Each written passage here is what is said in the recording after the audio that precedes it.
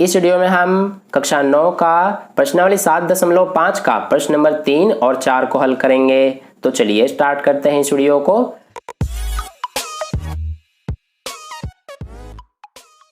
तो देखिए dear students, प्रश्न नंबर 3 में हमसे क्या कहा गया है। एक बड़े पार्क में लोग 3 बिंदुओं पर केंद्रित हैं। ए, जहां बच्चों के लिए फिसल पट्टी और झूले हैं। बी, जिसके पास मानव निर्मित एक झील है। सी, जो एक बड़े पार्किंग स्थल और बाहर निकलने के रास्ते के निकट है। एक आइसक्रीम का स्टॉल कहां लगाना चाहिए ताकि लोगों की अधिकतम संख्या पहुंच सके।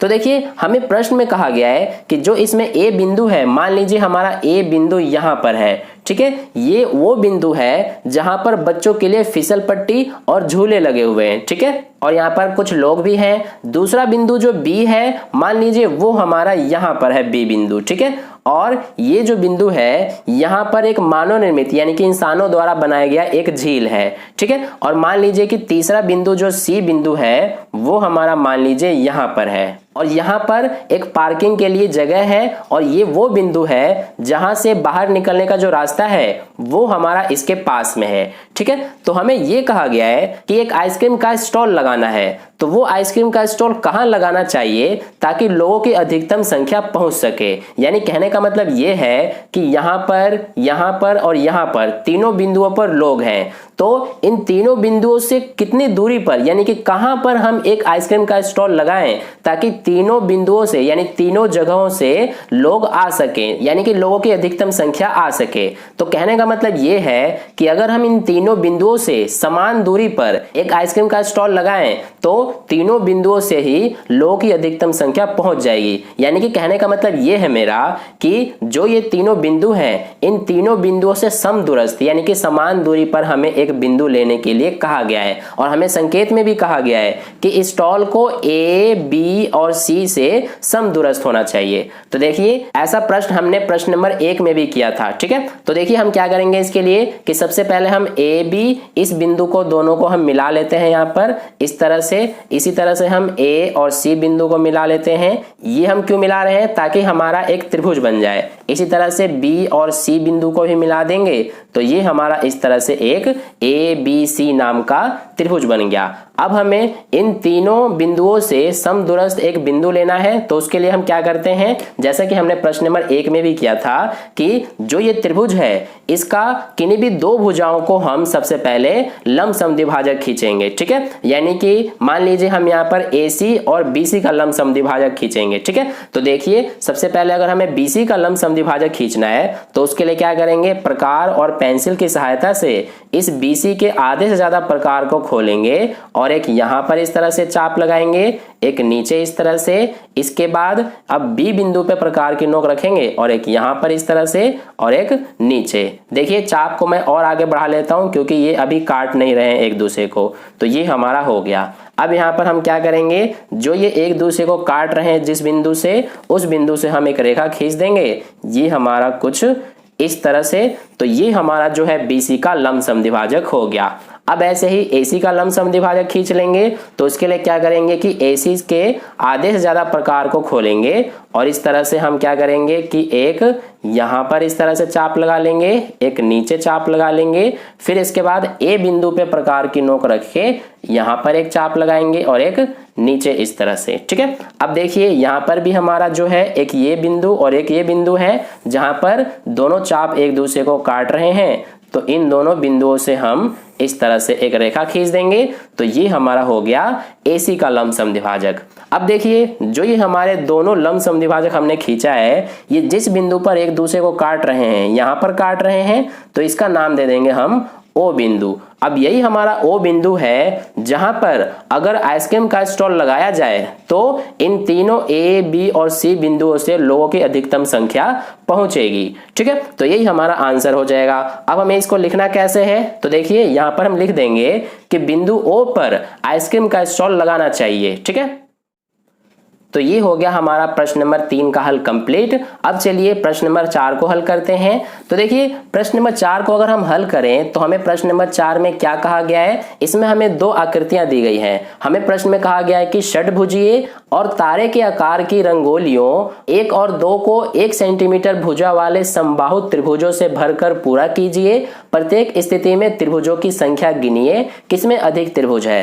तो देखिए इस प्रश्न को हल करने के लिए सबसे पहले यहाँ पर हम जो हमारा पहला आकृति है जो कि एक षटभुज है, उसको यहाँ पर सबसे पहले हम बना लेते हैं।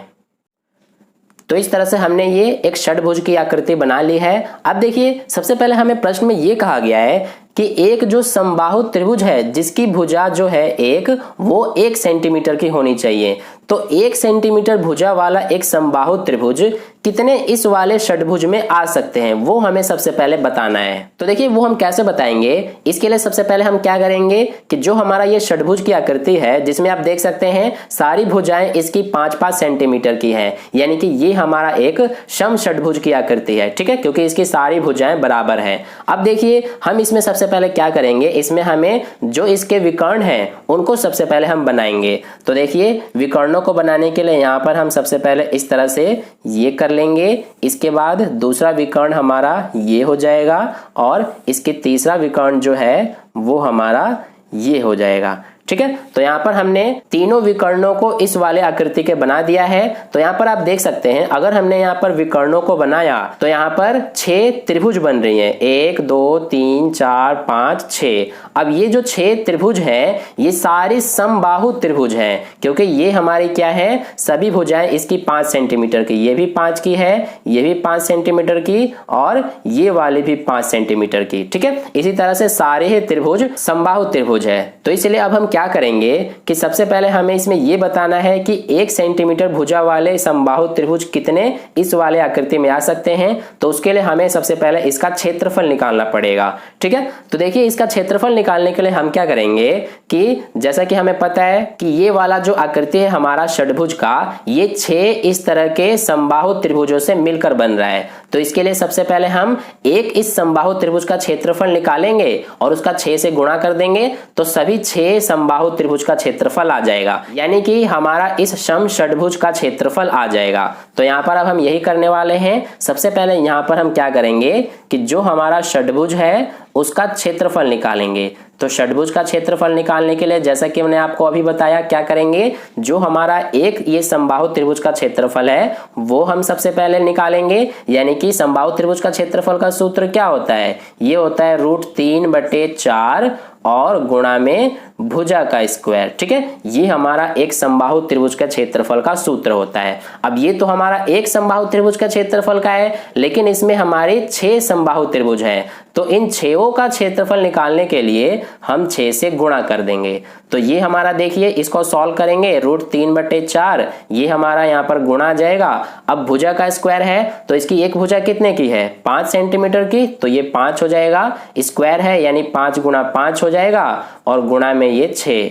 अब देखिए ये हमारा सबसे पहले कट जाएगा, ये 2 दूना 4, 2 तिया 6। तो इसको सॉल्व करेंगे तो क्या आएगा, ये 5 पंजे 25, 25 तिया 75। तो 75 का √3 से गुणा करेंगे तो ये हमारा 75 √3 आ जाएगा और ये बटे में हमारा 2 है, यानी 75/2 √3 ये आ गया हमारा क्षेत्रफल और इसके आगे सेंटीमीटर स्क्वायर लगा देंगे। तो ये हमारा ये जो 6 समबाहु त्रिभुज हैं उनका क्षेत्रफल आ गया, यानी कि ये हमारा पूरा इस सम षटभुज का क्षेत्रफल आ गया, ठीक है। तो ये हमने निकाल लिया। अब हमें इसमें ये बताना है कि 1 सेंटीमीटर भुजा वाले समबाहु त्रिभुज कितने आ सकते हैं इस सम षटभुज में। तो उसके लिए अब हमें क्या करना होगा कि जो हमारा 1 सेंटीमीटर भुजा वाला एक समबाहु त्रिभुज है उसका क्षेत्रफल निकालेंगे। तो देखिए वो कैसे निकालेंगे, यहां पर लिख लेते हैं 1 सेंटीमीटर भुजा वाले समबाहु त्रिभुज का क्षेत्रफल। तो देखिए इसके लिए भी हमारा बहुत ही आसान है, ये हम इस तरह से कैसे निकालेंगे, यहां पर सबसे पहले हम लिख लेते हैं।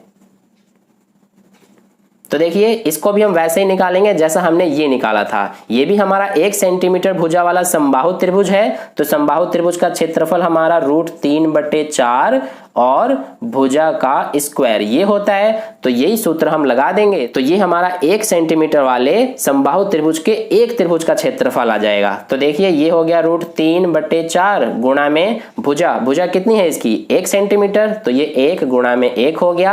अब यहाँ पर √3 का इस 1 गुणा 1 से गुणा करेंगे तो ये हमारा क्या आएगा √3 ही आएगा और बटे में 4, तो √3/4 सेंटीमीटर स्क्वायर ये हमारा एक जो 1 सेंटीमीटर भुजा वाला समबाहु त्रिभुज है उसका क्षेत्रफल आ गया। अब देखिए हमें त्रिभुजों की संख्या बतानी है कि इस समषट्भुज में कितने त्रिभुज आ सकते हैं, तो वो हम कैसे बताएंगे। ये हमारा बहुत ही आसान हो गया, जो इस समषट्भुज का क्षेत्रफल है उसमें हम भाग कर देंगे जो हमारा 1 सेंटीमीटर भुजा वाला समबाहु त्रिभुज का क्षेत्रफल है इससे, ठीक है। तो यहाँ पर हम बता देंगे जो हमसे पूछा गया है त्रिभुजों की संख्या।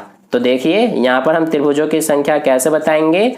सबसे पहले हमारा जो है इस समषट्भुज का क्षेत्रफल कितना आया है, ये आया है 75/2 √3, ठीक है। और हमें भाग करना है किससे, जो हमारा ये क्षेत्रफल आया है यानी कि √3/4 इससे। अब देखिए इसको भाग कैसे करेंगे, यानी कि इसको हम कैसे सॉल्व करेंगे। ये हमारा सेम आ जाएगा 75/2 √3 और इसको हम भाग करते हैं तो ये हमारा क्या होता है, भाग की जगह पे गुणा का चिन्ह आ जाता है और इसको पलट के लिख देते हैं यानी कि 4/√3 आ जाएगा। अब देखिए √3 से √3 कट जाएगा, ये 2 एकम 2, 2 दूना 4 कट जाएगा, तो क्या बचेगा 75 गुणा में 2, तो 75 का जब 2 से गुणा करेंगे तो ये आएगा 150, यानी कि 150 ये हमारा त्रिभुजों की संख्या है। मतलब जो हमारा ये षट्भुज है इसमें 1 सेंटीमीटर भुजा वाला जो एक समबाहु त्रिभुज है वैसे त्रिभुज 150 आ सकते हैं, यानी कि इस वाले समषट्भुज में 150 इस तरह के त्रिभुज आ सकते हैं, ठीक है। तो ये हमारा आ गया जो पहली आकृति है उसका आंसर। इसी तरह से जो दूसरी आकृति है उसका भी हम निकाल लेंगे, तो वो हम कर लेते हैं अब। तो देखिए डियर स्टूडेंट्स, अगली आकृति हमें इस तरह की एक तारे की आकृति दी गई है। इसमें भी हमसे यही पूछा गया है कि जो 1 सेंटीमीटर भुजा वाला त्रिभुज है जो कि समबाहु त्रिभुज है, तो ऐसे समबाहु त्रिभुज कितने इस वाली आकृति में आ सकते हैं, उनकी संख्या हमें बतानी है। तो उसके लिए क्या करेंगे, सबसे पहले इसमें भी हम जो हमारा ये और ये बिंदु है इनको सबसे पहले हम इस तरह से मिला लेंगे, यानी कि ये कुछ इस तरह से, ऐसे ही इन दोनों बिंदुओं को हम मिला लेंगे कुछ इस तरह से, और इन दोनों बिंदुओं को भी हम इस तरह से मिला लेंगे, ठीक है। इसमें भी आप देख सकते हैं जो ये सारी भुजाएं हैं ये 5-5 सेंटीमीटर की दी गई हैं, ठीक है। अब देखिए ये जो आप अंदर वाला देख रहे हैं ये हमारा एक समषट्भुज की आकृति बन रहा है। ये आप देख सकते हैं 1 2 3 4 5 6 भुजाएं हैं और सारी 5-5 सेंटीमीटर की हैं, तो ये भी हमारा क्या है, एक समषट्भुज है, ठीक है। तो ये हमने कर दिया। अब देखिए इस तरह से हमने ये जो विकर्ण खींचा है इससे ये हमारा यहाँ पर कितने त्रिभुज बन रहे हैं, अंदर 1 2 3 4 5 6 अंदर त्रिभुज बन रहे हैं और 6 ये त्रिभुज बाहर हैं, 1 2 3 4 5 6। तो इस वाले आकृति में टोटल 12 त्रिभुज हो रहे हैं, ठीक है। और सबकी जो भुजाएं हैं वो 5-5 सेंटीमीटर की ही है, ये भी 5, ये भी 5 की, ये भी 5 की, इसी तरह से इन सभी के भी 5-5 सेंटीमीटर के हैं। अब हम क्या करेंगे कि हमें सबसे पहले ये पता करना है कि इस वाले तारे का क्षेत्रफल क्या होगा। तो हम तारे का क्षेत्रफल कैसे निकालेंगे, देखिए ध्यान दीजिए यहाँ पर जो हमारा तारा है इस तारे का क्षेत्रफल निकालने के लिए हम क्या करेंगे, जैसे कि हमें पता है कि इस वाले तारे की आकृति में कितने समबाहु त्रिभुज बन रहे हैं, 12। तो इसलिए सबसे पहले हम एक समबाहु त्रिभुज का क्षेत्रफल लिखेंगे जो कि √3/4 और भुजा का स्क्वायर ये होता है। तो हमें यहाँ पर 12 समबाहु त्रिभुज का क्षेत्रफल निकालना है, तो 12 से गुणा कर देंगे, यानी कि अगर हम 12 समबाहु त्रिभुज का क्षेत्रफल निकाल लेते हैं यानी कि हमारा ये तारे का क्षेत्रफल आ जाएगा, ठीक है। तो अब इसको सॉल्व कर लेंगे। ये हमारा √3/4 गुणा में भुजा, एक भुजा कितनी है, ये समबाहु त्रिभुज की 5 है, तो ये 5 गुणा 5 हो जाएगा, गुणा में 12। अब देखिए 4 एकम 4, 4 तिया 12 कट गया, तो यहाँ पर क्या बचा हमारे पास, 5 पंजे 25, 25 तिया 75 और 75 का √3 से गुणा करेंगे तो ये 75√3 सेंटीमीटर स्क्वायर आ गया, ठीक है। यानी कि ये हमारा आ गया इस तारे का क्षेत्रफल। अब हमें क्या करना है, हमें ये बताना है कि 1 सेंटीमीटर भुजा वाला समबाहु त्रिभुज जो है वैसे कितने समबाहु त्रिभुज इसमें आ सकते हैं। तो उसके लिए सबसे पहले हमें 1 सेंटीमीटर भुजा वाला समबाहु त्रिभुज का भी क्षेत्रफल निकालना होगा। तो यहां पर लिखेंगे 1 सेंटीमीटर भुजा वाले समबाहु त्रिभुज का क्षेत्रफल, और ये भी हम वैसे निकालेंगे जैसा हमने पहले वाली आकृति में निकाला था, 1 सेंटीमीटर भुजा वाले समबाहु त्रिभुज का क्षेत्रफल। तो देखिए ये हम कैसे निकाले थे, इसके लिए हम एक जो हमारा समबाहु त्रिभुज का क्षेत्रफल होता है उसका सूत्र लगाएंगे √3/4 गुणा में भुजा का स्क्वायर।